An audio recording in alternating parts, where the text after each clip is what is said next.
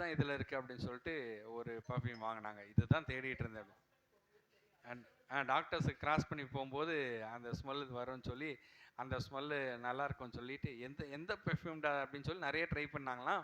கடைசியில் அதை கண்டுபிடிச்சிட்டேன் அப்படின்னு சொல்லி நேற்று வாங்கினாங்க. அப்போது ஒரு பரிமள தைலம், ஒரு தைலம், அதாவது ஒரு பர்ஃப்யூம் வந்து ஒரு நல்ல ஒரு ஃப்ராக்ரன்ஸ் வாசனை, சுகந்த வாசனை இருக்குன்னா அது எல்லாருக்குமே பிடிக்குது. இதே ஒரு கருவாட்டு கடை பக்கமாக போகிறோம், இல்லை ஒரு குப்பை லாரி கிராஸ் பண்ணுது அப்படின்னா அப்போ எப்படி இருக்கும்? இல்லை ஏதாவது இறந்து போய் கிடக்கு ரோட்டில் அப்படின்னா அப்படி எப்படி இருக்கும்? மூக்கை புத்திக்கிட்டு போவோம். அப்போது ஒரு வாசனை வந்து ஒரு மனிதனுக்கு ஒரு நல்ல உணர்வை கொடுக்கிறது. ஒரு வாசனை அதே மனிதனுக்கு துர்நாற்றத்தையும் கொடுக்கிறது, துர்நாற்றத்தையும் கொடுக்கிறது. அப்போ ஒரு வாசனை நல்ல ஒரு மனமா இருப்பதற்கு நம்ம என்ன செய்யறோம்னா, அந்த இடத்த என்ன பண்றோம்? அலங்கரிக்கிறோம், சுத்தம் பண்றோம். போன 2 வாரத்துக்கு முன்னாடி பார்த்தீங்கன்னா, இந்த இடத்துல டாப்ல ஏதோ ஒரு எலி இறந்துருச்சா என்னன்னு தெரியல. ஒரு 2 நாளைக்கு உள்ள வர முடியல. அந்த அளவுக்கு பயங்கரமான வாடை. அதுக்கப்புறம் அதுக்கான பர்ஃப்யூம்லாம் வாங்கிட்டு வந்து சுவிட்ச் போட்டு 24 ஹவர்ஸ் அந்த பர்ஃப்யூம் நல்லா ஸ்ப்ரே பண்ணி, அதையும் எலியை தேடி கீடி பார்த்தோம், எல்லாத்தையும் கட் பண்ணியெல்லாம் பார்த்தோம், எங்கேன்னு சிக்கலை, எங்கே இந்த ஸ்மெல் வருதுன்னே தெரியல. அப்புறம் பர்ஃப்யூம்லாம் போட்டு மேக்கப் பண்ணி மேனேஜ் பண்ணி ஒரு 2 டேஸில் அது சரியாயிட்டு. அப்போ ஒரு வாசனை என்ன செய்யுது? ஒரு இடத்தை வந்து ஒரு நல்ல ஒரு வைப்பாக வச்சுருக்கு, பாசிட்டிவ் வைப்பாக வச்சுருக்கு. இன்னைக்கு தேவன் வந்து நம்ம என்ன செய்யறான்னா, பரிமள தைலமாய் நம்மை பார்க்கிறாராம். எப்படி பார்க்கிறாரு? பரிமள தைலமாய் தேவன் நம்மை பார்க்கிறார். நம்ம வந்து ஒரு வசனம் சொல்லுவோம், கெட்டு போகிறவர்களுக்குள்ள அது வந்து வாசனை இருக்காது, மரணத்துக்கு ஏதுவான வாசனை கொடுக்குமா கெட்டு போகிறவர்களுக்கு. இதே ரட்சிக்கப்படுகிறவர்களுக்கு ஜீவனுக்கு எதுவான வாசனையா இருக்கும் சொல்லப்பட்டிருக்கு. நம்மளாம் ரட்சிக்கப்படுகிறோம். நிறைய மக்களுக்கு நாம் எப்படி இருப்போம்னா, ஜீவனுக்கு ஏதுவான வாசனையா இருப்போமா? எப்படி இருப்போம்? ஜீவனுக்கு ஏதுவான வாசனையா இருப்போம். தேவன் அப்படிதான் நம்ம வச்சிருக்காங்க. நம்மளை வந்து ஒரு குட் ஃப்ராக்ரன்ஸா, ஒரு நல்ல ஒரு ஸ்மெல்லா நம்மளை தேவன், நம்ம ஆண்டவருடைய வாசனையை நாம் வெளிப்படுத்துகிற ஒரு சனமாய் இருக்க வேண்டும். தேவன் நம்மை பரிமள தைலமாய், மருதோன்றி பூ, அந்த மாதிரி அதெல்லாம் வாசனையா இருக்குமா. அது போல தேவன் உங்களை எப்படி வச்சிருக்கன்னா, வாசம் வீசக்கூடிய ஒரு பரிமள தைலமாக வச்சிருக்க. நம்ம பாடுவோம்ல, நாற்றமாக இருந்த என்ன வாசமாக மாற்றினீரே, வாசமாக மாற்றினீரே, சேற்றில் இருந்து தூக்கி எடுத்து கண்மலை மேல் உயர்த்தினீரே, கண்மலை மேல் பாடுறோம் இல்லையா? நாற்றமா இருந்த நம்மளை, சேற்றில இருந்த நம்மை அவர் என்ன பண்ணான்னா, அவருடைய பரிசுத்த ரத்தத்தை அவர் சிந்தி நம்மளை நல்லா வாஷ் பண்ணி கிளீன் பண்ணி என்ன பண்ணியிருக்காரு? இன்னைக்கு பரிசுத்தமாக மாற்றி இருக்கிறார். நான் ஒரு ஹோட்டலில் வேலை பார்த்தேன். கார்த்தியை தான் அந்த ஹோட்டலில் வந்து என்னை சேர்த்து விட்டார். முத நான் போய் கார்த்தியை பார்க்க போகும்போது ஒரு கப்பில் காஃபி கொண்டு வந்து தருவார். அந்த கப்பில் அந்த காஃபி கப்பன் சாசரில் பார்க்கும்போது நல்லா பெரிய பணக்காரங்க சாப்பிட்ற மாதிரி இருக்கும். அது கொண்டு வருவோம், அப்படி சாப்பிட்டு ஒரு சிப் பண்ணும்போது ஒரு அமிர்தம் சாப்பிட்ட மாதிரி இருக்கும். நிறைய பேருக்கு எச்சி ஊறுதுன்னு நினைக்கிறேன். அந்த மாதிரி நல்லா டேஸ்ட்டாக இருக்கும். இந்த காஃபியை சாப்பிட்றதுக்காகவே அடிக்கடி கார்த்தியை விசாரிக்க போவேன் அந்த ஹோட்டலுக்கு. அவர் ரூப் டாப்பில் இருப்பார். கடைசி ஒரு கொஞ்சம் காலங்கள் கழித்து அதே ஹோட்டலில் எனக்கு ஒரு வேலை கிடச்சிது. அந்த ஹோட்டலில் வேலை கிடச்சோடனே அங்கே இருக்க கெஸ்ட்டுக்கெல்லாம் காஃபி வாங்குறதுக்காக ஃப்ளாஸ்க்கு அங்கே ஒவ்வொரு ஃப்ளோர்லேயே வச்சுருப்பாங்க. அந்த ஃப்ளோரில் அந்த ஃப்ளாஸ்க்கு பார்த்தோன்னா, போன ஜென்மத்தில் வாங்கின காப்பியோட ஆடை ஒட்டியிருக்குன்னா பார்த்துங்களேன். அதில் தான் காஃபியை ஊற்றி கொடுத்துட்டு இருந்தாங்க. இந்த காஃபியவா அவ்வளோ சிப் பண்ணி குடித்தோம் அப்படின்னு தோணுச்சு. வாசமும் பார்த்தீங்கன்னா அப்படி பிளாஸ்கை திறக்கும் போது அப்பா அடிக்கும் அப்படி. அப்போது நல்ல ஸ்மெல்லுக்கும் ஒரு கெட்ட ஸ்மெல்லுக்கும் எவ்வளோ வித்தியாசங்கள் இருக்குது. நல்ல ஸ்மெல்லு நமக்கு திரும்ப திரும்ப நுகரணும் போல இருக்கும். கெட்ட ஸ்மெல் எப்படி இருக்கும்? ஏண்டா வருது, இது போகாதா அப்படின்னு இருக்கும். நம்முடைய வாழ்க்கையை தேவன் நல்ல ஸ்மெல்லாக மாற்றுறார். நல்ல ஒரு பரிமள தைலமாய் தேவன் மாற்றுகிறார். நல்ல ஒரு வாசனை உள்ளதாய் அழகானதாய் தேவன் மாற்றுகிறார். உங்கள் வாழ்க்கையை குறித்து நீங்கள் என்ன நினச்சிட்டு இருக்கீங்களோ, என் வாழ்க்கை எப்படி போகுமோ, வருங்காலத்தில் எப்படி இருக்குமோ, நான் யாரை நம்பி இருக்கிறேன், எனக்கு இன்னும் யாரும் இல்லையே, என்னைய உயர்த்துறதுக்கு யாரும் இல்லை, எனக்காக ஹெல்ப் பண்ணுறதுக்கு யாரும் இல்லை, எனக்கு பெருசாக பேக்ரவுண்டும் இல்லை, என் பேரண்ட்ஸ் எனக்கு எதுவுமே சேர்த்து வைக்கலை, எனக்கு அந்த அளவுக்கு ஞானமும் இல்லை, நான் அந்த அளவு படிக்கவும் இல்லை, எனக்கு அந்த அளவுக்கு திறமையும் இல்லை, இப்படி உங்களுடைய எண்ணங்கள் இருக்குமானால் உங்களுடைய வாழ்க்கையை கர்த்தருக்கு ஒப்பு கொடுங்க. உன் வழியை கர்த்தருக்கு ஒப்புவித்து அவர் மேல் நம்பிக்கையாயிரு, அவரே காரியத்தை வாய்க்க பண்ணுவாருன்னு சொல்லி வசனம் சொல்லுது. உங்க வாழ்க்கையில கர்த்தர் கையில கொடுத்தீங்கன்னா, அவருடைய கையிலேருந்து நீங்க பெற்றுக்கொண்டீங்கன்னா, எந்த முடிவு எடுத்தாலும் கர்த்தர் சமூகத்துல வச்சு நீங்க முடிவு எடுத்தீங்கன்னா உங்கள் வழியை அவர் வாய்க்க பண்ணுவார். உங்கள் வாழ்க்கையை அவர் அழகாய் மாற்றுவார். நாற்றமாய் இருக்கிற உங்களுடைய வாழ்க்கையை திரும்பவும் வாசமாக மாற்றுவார். விழுந்து போன உங்கள் வாழ்க்கையை, தொலைந்து போன உங்கள் வாழ்க்கையை, தோற்று போன உங்கள் வாழ்க்கையை அவர் ஜெயமுள்ளதாய் தேவன் மாற்றுவார். கரங்களே தட்டுவோமா? அல்லேலூயா. கர்த்தர் உங்கள் வாழ்க்கையை ஜெயமுள்ள வாழ்க்கையாக, ஒரு வாசனை உள்ள வாழ்க்கையாக தேவன் மாற்ற போகிறார். அந்த வாசனையை நுகரும்போது எல்லாரும் சொல்லுவாங்க, நல்லா இருக்கீங்க, நீங்க சந்தோஷமா இருக்கீங்க. நிறைய பேர் பார்ப்பாங்க அந்த வாசனையை அடக்கி வைக்க முடியுமா? சொல்லுங்க, அடக்கி வைக்க முடியுமா? முடியாது. அந்த வாசனை என்ன பண்ணாலும் அது வெளியே அரங்கமாகுது. தூத்துக்குடியிலேருந்து நாங்கள் வரும்போது என்ன பண்ணோம்னா, மீன் வாங்குவோம். மீன் வாங்கி காரில் டிக்கியில் வச்சுட்டு வரும்போது இங்கே சில நேரங்களில் ஐஸ் கட்டி கொடுப்பாங்க. ஐஸ் கட்டியில் எடுத்து பேக் பண்ணி நல்லா டைட் பேக் பண்ணிட்டு வந்துடுவோம். சில நேரம் ஐஸ் வாங்க மறந்துடுவோம். அப்புறம் வந்துடுவோம், கார்லேருந்து இறங்கி நைட்டு வீட்டு போயிடுவோம். அடுத்த நாள் காலையில் கார் கதவு திறக்கும்போது குப்புன்னு அடிக்கும் பாருங்க ஒரு வாசனை. அப்பா, ஒரு முறை பஸ்ஸில் அப்படிதான் கருவாடு எடுத்துக்கிட்டு பஸ்ஸில் ஏறிட்டேன். பஸ்ஸே என்னைய தான் திரும்பி பார்க்குது, என்னைய பார்க்கல, தேடிட்டு இருக்கு யாராமா அப்படின்ட்டு. டிரைவர் முதற்கொண்டு அடிக்கடி திரும்பி பார்த்தாரு. ஆனால் எனக்கு மட்டும்தான் தெரியும் அவங்க எல்லாரும் என்ன தேடிட்டு இருக்காங்கன்ட்டு. அவங்க என்ன தேடினாங்கன்னா என்னையே தான் தேடினாங்க. நான் சொல்லவே இல்லையே இறங்குற வரைக்கும். காரணம் என்ன? நம்ம கிட்டேருந்து போற வாசனை. அந்த வாசனை என்ன செய்யுது? அநேகரை தாக்கத்துக்குள்ளாக ஏற்படுத்துது. இன்னைக்கு உலகம் எப்படிப்பட்ட வாசனை கொடுக்குதுன்னா, அழகா இருக்குன்ற மாதிரி ஒரு பிம்பத்தை கொடுத்து ஒரு கெட்ட வாசனையை நம்ம வாழ்க்கையில கொடுத்துருது. அந்த வாசனை என்ன செய்யுது? நம்முடைய வாழ்க்கையை துர்நாற்றமாய் மாத்துது. இன்னைக்கு அப்படிதான் இருக்கு. எல்லாரும் இதுதான் வாசம் அப்படின்னு சொல்லி போறாங்க. ஆனா அது என்ன ஆகுதுன்னா, பார்க்கும்போது அந்த வாசம் இழுக்கப்பட்டு பின்னாடி அது துர்நாற்றமாய் மாறுது. நான் என்ன சொல்ல வரேன்னு புரியுதில்ல? உங்களுடைய வாழ்க்கை இதுதான் அழகானது, இதுதான் பெஸ்டானது, இதுதான் சூப்பரானது, இதுதான் எனக்கு மேட்ச் ஆனது, இதுதான் நான் தேடிட்டு இருந்தது அப்படின்னு நம்ம நினைச்சிட்டு போயிட்டு சிக்கிடுறோம். சிக்கின பிறகுதான் தெரியுது திரும்பி வர முடியாத அந்த இடத்துல நம்ம மாட்டிக்கிட்டோம்னு. இந்த நிலைமையில இருந்தாலும் சரி, கர்த்தர் அந்த இடத்துல இருந்து உங்களை மீட்டு கொண்டு வந்து உங்கள் வாழ்க்கையை வாசமுள்ளதாய் மாற்றுவார், நல்ல வாசனையாய் மாற்றுவார். பரிமள தைலம் எப்படி ஒரு வாசத்தை கொடுத்து அந்த ரூம் எல்லாம் அந்த பர்ஃப்யூம் எவ்வளோ ஸ்மெல்லாக இருந்து அங்கே இருக்கிறவங்களுக்கெல்லாம் ஒரு நல்ல ஒரு இம்பேக்டை கொடுக்குதோ. நல்ல ஸ்மெல் இருந்துச்சுன்னா நல்ல அந்த இடத்துல எண்ணங்கள் புதிதாக இருக்கும். எண்ணங்கள் புதிதாக இருக்கும். இங்கே பாருங்க, ஹோட்டல்ஸ் எல்லாம் நல்லா ஸ்ப்ரே பண்ணி வச்சுருப்பாங்க, காஃபி ஷாப்லலாம் ஸ்ப்ரே பண்ணி வச்சுருப்பாங்க. நிறைய பிஸ்னஸ் தோன்றின இடம் எதுனா காஃபி ஷாப் தானா. உட்காந்து பேசுறதுக்கு நல்ல ஒரு அட்மாஸ்பியரில் நல்ல ஒரு ஃப்ராக்ரன்ஸில் இருந்துச்சுன்னா எண்ணங்கள்லேருந்து நமக்கு புதிய புதிய காரியங்கள் தோன்றும். உங்கள் வாழ்க்கையிலையும் தேவன் பரிமள தைலத்தை வைத்திருக்கார். நீங்கள் தேவனுக்கான பரிமள தைலங்களாக இருக்கீங்க. பக்கத்தில் கை கொடுத்து சொல்லுங்க, நீங்கள் தேவனுடைய பரிமள தைலம். ஆமாம், கர்த்தருடைய வாசனையை நீங்கள் வெளியரங்கமாக்குறீங்க. அந்த ஜீவனுக்கு ஏதுவான வாசனையை நீங்கள் வெளியரங்கமாக்குறீங்க, ஜனங்களுக்கு கொடுக்குறீங்க.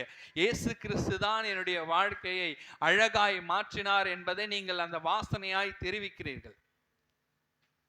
இயேசு கிறிஸ்து தான் என் வாழ்க்கையை மாற்றினார் அப்படின்றத அந்த வாசனை மூலமா சொல்றீங்க. அந்த வாசனைன்னு என்னது? உங்களுடைய குணாதிசயங்கள், உங்களுடைய நடக்கை, உங்களுடைய செயல்கள், இவைகள் தான் வாசனைகளாக இருக்கிறது.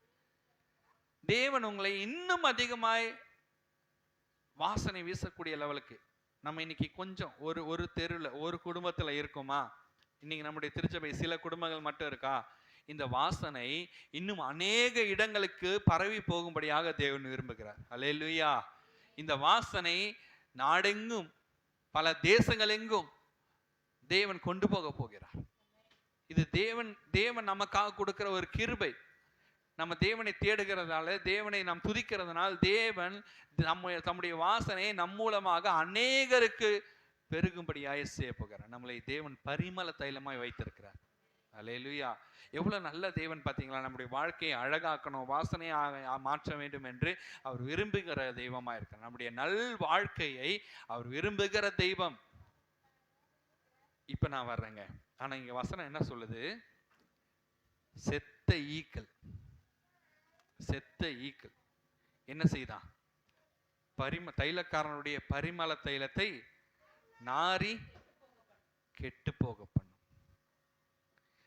செத்த ஈக்கள், சில செத்த ஈக்கள் தேவன் நமக்காக வைத்திருக்கிற அந்த பரிமள தைலத்தை நாரி போக பண்ணுது. இந்த வசனத்தை நீங்க இதுக்கு முன்னாடி பார்த்திருக்கீங்களான்னு தெரியல. செத்த ஈக்கள், செத்த ஈக்கள்னா என்ன? ஏதோ ஒரு காரியம் கர்த்தர் என்ன வச்சிருக்க அவங்களுக்குரிய திட்டம், அந்த பரிமள தைலத்தை வாசம் உள்ளதா இன்னும் அதிகமாய் வாசமாக்கி இன்னும் அநேக இடங்களுக்கு பெருக பண்ணி, வலது புறம் இடது புறம் இடங்கொண்டு பெருகும்படியாக, இதிலும் பெரிதானவைகளை காணும்படியாக, கிழக்கும் மேற்கும் பரவும்படியாக தேவன் நம்மை வைத்திருக்கிறார்.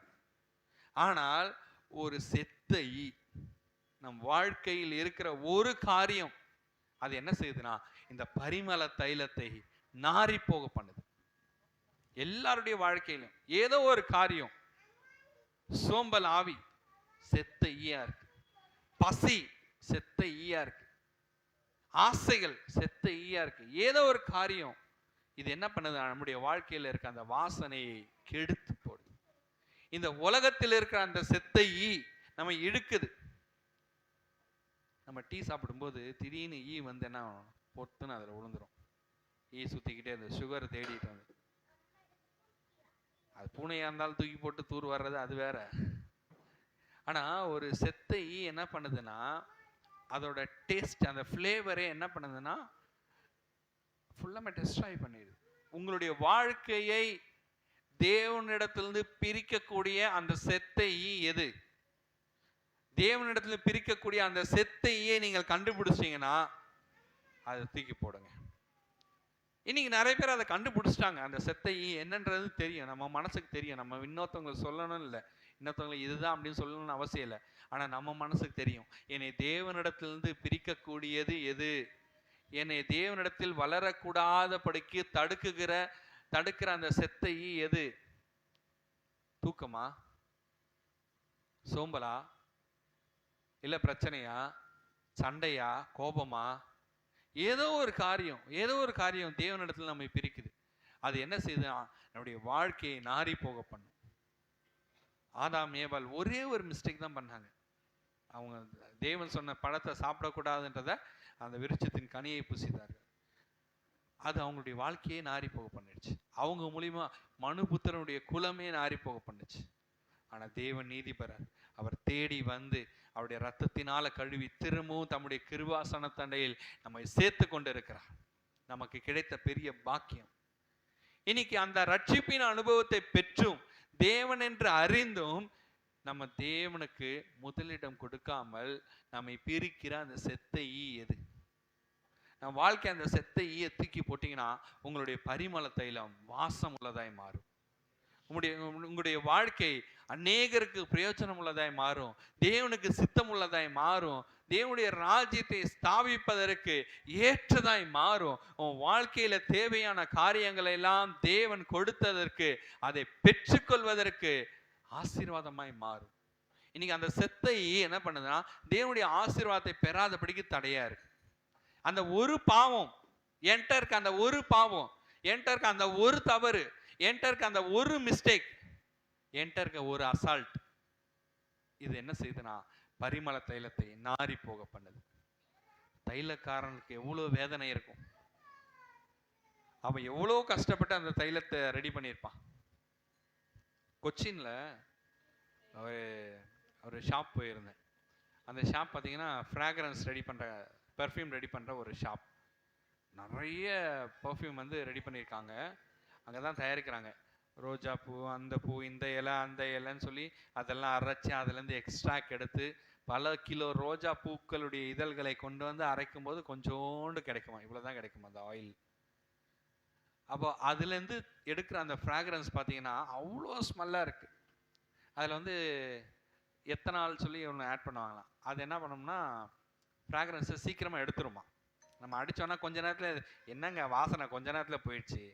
சில வாசனை அடித்தோன்னா ரொம்ப நேரம் இருக்கும். அது காரணம் வந்து அதில் ஆட் பண்ணுற எத்தனால் அப்படின்ற ஒரு கெமிக்கல். ஸோ எத்தனால் ஃப்ரீ அப்படின்னு சொல்லி அவங்க வந்து லைட்டாக அடித்தாங்க கையில். அன்றைக்கி டே ஃபுல்லாமே அன்றைக்கி அந்த ஸ்மெல் இருந்துக்கிட்டே இருந்துச்சு.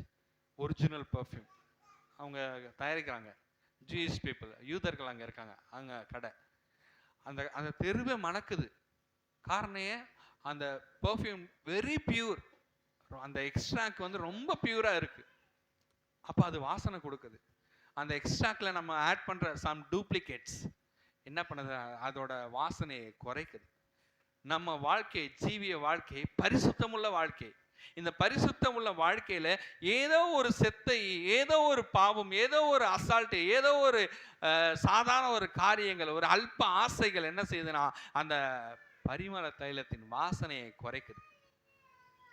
இந்த பரிமள தைலத்தை எப்படிலாம் பயன்படுத்தணும்னு சொல்லி தைலக்காரன் யோசிச்சிருப்பார்.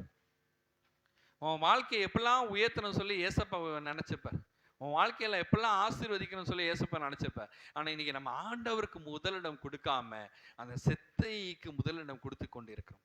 அதனால நம்முடைய வாழ்க்கை என்ன ஆகுதுன்னா அந்த பரிமள தைலம், நல்ல வாசனை கொடுக்கக்கூடிய அந்த பரிமள தைலம் இன்னைக்கு நாரி போயிட்டு இருக்கு. 4 நாள் கழிச்சு ஓபன் பண்ண டிஃபன் பாக்ஸ் ஸ்மெல் எப்படி இருக்கும்? சமைக்கிற கழுவுற உங்களுக்கு தெரியாது இல்லை, சும்மா கும்முன்னு ஒரு ஆடை அடிக்கும் பாருங்க.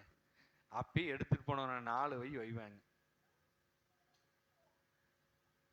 தைலக்காரனுக்கு எவ்வளோ வேதனை. பரிமள தைலத்தை எவ்வளோலாம் ஃப்ராக்ரன்ஸ் ஆட் பண்ணணும், ஒரிஜினாலிட்டி கொடுக்கணும், பியூரிட்டி கொடுக்கணும்னு சொல்லி அவர் எவ்வளோ ரிசர்ச் பண்ணி இந்த எக்ஸ்ட்ராக்ட்லாம் போட்டு அவர் கொண்டு வந்திருப்பார், உருவாக்கியிருப்பார் அதை. ஆனால் ஒரு செத்த ஈக்கு நம்ம அனுமதிக்கிறதால அந்த பரிமள தைலம், அதோட ஸ்மெல்லு, ஃப்ராக்ரன்ஸ் எல்லாமே கோயிங் டவுன். தேவனுடைய பிள்ளையே, அந்த செத்த ஈக்கு நம்ம வாழ்க்கையில் இடம் கொடுக்கக்கூடாது. இதுதான் அப்படின்னு நமக்கு தெரியும் இல்லையா, இந்த செத்தை தான் அது விழுந்திருக்கு, இந்த காரியம்தான் அப்படின்னு சொல்லி அந்த காரியத்தை நம்ம என்ன பண்ணணும், தூக்கி தூர போட போகிறோம். தூக்கி தூர போட்டு நம்முடைய பரிமள தைலத்தை திரும்பவும் ரிஃபைன் பண்ண போகிறோம். எதனால் பண்ண போகிறோம்? தேவனுடைய ரத்தத்தினால. அல்லேலூயா. தேவனுடைய ரத்தத்தினால் அந்த பரிமளத்தை தைலத்தை மறுபடியும் சுத்திகரிக்கும் பொழுது உங்கள் வாழ்க்கை வாசனை வீசக்கூடிய தேவன் மாற்றுவார். சுத்திகரிப்பு நடக்கணும். டே அண்ட் டே சுத்திகரிப்பு நடக்கணும். அல்லேலூயா. ஒரு வசனத்தை வாசி முடிப்போம். 2 கொரிந்தியர் 2ஆம் அதிகாரம் 14ஆம் வசனம். 2 கொரிந்தியர் 2ஆம் அதிகாரம் 14ஆம் வசனம். கிறிஸ்துவுக்குள் எப்பொழுதும் எங்களை வெற்றி சிறக்க பண்ணி எல்லா இடங்களிலேயும் எங்களை கொண்டு அவரை அறிகிற அறிவின் வாசனையை வெளிப்படுத்துகிற தேவனுக்கு ஸ்தோத்திரம். அல்லேலூயா. இந்த இடத்துல பாருங்க, கிறிஸ்துவின் வாசனையை யார் வெளிப்படுத்துறா தெரியுமா? யார் வெளிப்படுத்துறா? இன்னைக்கு நீங்களும் நானும் தான் கிறிஸ்துவனுடைய வாசனை வெளிப்படுத்துகிற ஜனங்களாக இருக்கிறோம். எப்பொழுதும் தேவன் நம்ம என்ன செய்யறான்னா வெற்றி சிறக்கிறதா அவருடைய திட்டமா இருக்கு. தேவனுடைய திட்டம் என்ன? வெற்றி சிறக்கிறதா. ஆனா நம்ம என்ன பண்றோம், சில செத்த ஈக்களுக்கு அனுமதிச்சதால நம்ம வாழ்க்கையில தோல்விகளை பார்க்கிறோம். நம்ம தோல்விகளே வரக்கூடாது அப்படின்னா அந்த செத்தையை தூக்கி போடுங்க, கர்த்தர் வெற்றி சிறக்க பண்ணுவார். அல்லேலூயா. உங்களுடைய பொருளாதாரத்துல கர்த்தர் வெற்றி சிறக்க பண்ணுவார். ஏதோ ஒரு காரியத்துல லேக் ஆகுது, கர்த்தருக்கு அந்த வழியை ஒப்பு கொடுங்க. உங்களுடைய குடும்பத்துல ஒரு சமாதானமின்மை, அந்த செத்தை என்னன்றதை கண்டுபிடிச்சு தூக்கி போடுங்க, கர்த்தர் தேவ சமாதானத்துல நிரப்புவார். உங்க ஊழியத்துல ஏதோ ஒரு செத்தை ஈ இருக்கு, ஈயை தூக்கி தூரம் போடுங்க, கர்த்தர் உங்க ஊழியத்தை பெருக பண்ணுவார். உங்க வாழ்க்கையில, உங்களுடைய படிப்புல, உங்க படிக்க முடியாதபடிக்கு, படிக்க கூடாதபடிக்கு தடுக்கிற அந்த செத்தை ஈயை தூக்கி போடுங்க, உங்களை கர்த்தர் ஞானத்துல சிறந்திருக்கும்படி செய்வார். செத்த ஈயை தூக்கி போட்டீங்கன்னா கர்த்தர் உங்களை வெற்றி சிறக்க பண்ணுவார். கிறிஸ்துவுக்குள் எப்பொழுதும் எங்களை வெற்றி சிறக்க பண்ணி எல்லா இடங்களிலேயும் எங்களை கொண்டு அவரை அறிகிற அறிவின் வாசனையை வெளிப்படுத்துகிற தேவன். இயேசுவை சொல்லணும்னா, இயேசுடைய வார்த்தையை வாசனையை சொல்லணும்னா கர்த்தர் உங்களைத்தான் தேர்ந்தெடுத்திருக்கிறார்.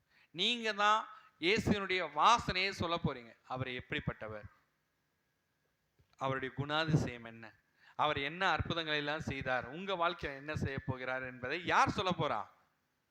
நீங்க தான் சொல்ல போறீங்க. அதனாலதான் கர்த்தர் உங்க வாழ்க்கையை பரிமள தைலமா வச்சிருக்கிறார். ஆனா உலகத்து கையில கொடுத்தீங்கன்னா பரிமள தைலம் இல்ல, பிச்சு போட்ட மாலை மாதிரி தான் இருக்கும். கொதறி போட்டுருவாங்க, ஜனங்க கொதறி போட்டுருவாங்க. கர்த்தருடைய கரத்துல கொடுத்தீங்கன்னா அவர் பரிமள தைலமாய், சுகந்த வாசனையாய், வாசனை திரவியமாய் தேவன் மாற்றுவார். அவரை அறிகிற அறிவின் மேன்மையை நம் மூலமாய் ஜனங்களுக்கு வெளிப்படுத்துவார். அது அப்படி போகும்போது என் வாழ்க்கையில எல்லாம் வெற்றி தான். பக்கத்துல சொல்லுங்க, என் வாழ்க்கையில எல்லாமே வெற்றி தான். அல்லேலூயா. கிறிஸ்துவுக்குள்ள எப்பொழுதும் வெற்றி சிறக்க பண்ணுகிறவர். உங்களுடைய பரிமள தைலத்தை தேவன் வாசனையாய் மாற்றுவார். அல்லேலூயா. நாம் தலையில் தாழ்த்தி ஜெபிப்போமா? கர்த்தருக்கு ஒப்பு கொடுப்போம். நம்முடைய வாழ்க்கையை தேவனுக்கென்று ஒப்பு கொடுப்போம். கர்த்தாவே, நான் ஒப்பு கொடுக்கிறேன் என் வாழ்க்கையை. ஆண்டவரே, என் வாழ்க்கையில செத்த ஈக்கள் எதுவும் என்னுடைய பரிமள தைலத்தை நாரி போகாத ஆண்டவரே, நாரி போகாத படிக்கு ஆவியானவரே பாதுகாத்து கொள்ளுங்க. இருதயத்தை எல்லா காவலோடும் பாதுகாத்து கொள்ள கர்த்தர் கிருபை செய்யுங்க. ஆண்டவரே, என்னுடைய வாய் ஆண்டவரே அதிகமாய் பேசாதபடிக்கு, தேவையற்றதை பேசாதபடிக்கு ஆண்டவரே ஞானமாய் நடப்பதற்கு ஆண்டவரே பாதுகாத்து கொள்ளுங்க.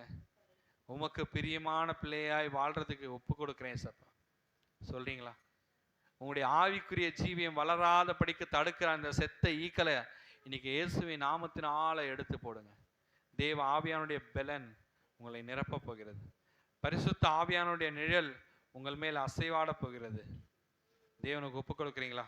2 நிமிஷம் எல்லாரும் உங்க வாழ்க்கையில் அந்த செத்த ஈ என்னன்றதை தேவன் இப்பொழுது உங்களுக்கு இருதயத்தில் காட்டி கொண்டிருக்கிறார்.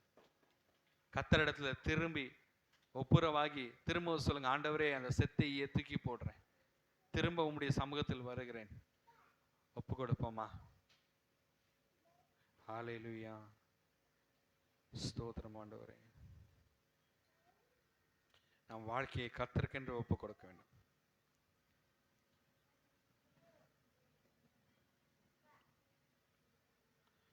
உகந்த காணிக்கையாய்